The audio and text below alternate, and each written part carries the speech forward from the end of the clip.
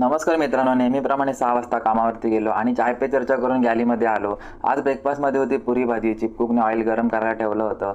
तोपर्यंत मी नॉनव्हेजचा सेटअप लावून घेतो. ऑइल आता गरम झालंय. चिप आता पुऱ्या लाटायला सुरुवात करताय. सूरज पण आपल्या कामाला लागलाय. पाजींची चहा पण आता गरम झाली.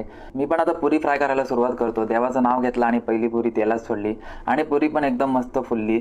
भाजी पण आता रेडी आहे. बघता बघता पुऱ्या पण झाल्यात आणि पुरी भाजी बघून माझ्या तोंडाला पाणी सुटलं. म्हणून काम ठेवलं बाजूला आणि पुरी भाजी खायला बसलो.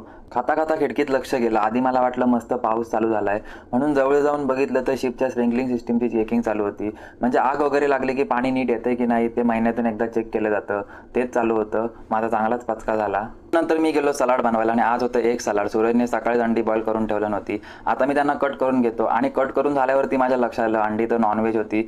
मला रेड कलरचा चॉपिंग बोर्ड यूज करायला हवा होता. यात आता मी गाजर, कांदा आणि थोडंसं सॉल्ट पेपर ॲड करतो आणि नंतर मिक्स करतो. आता मिक्स केलं तर ते पाणी सोडेल.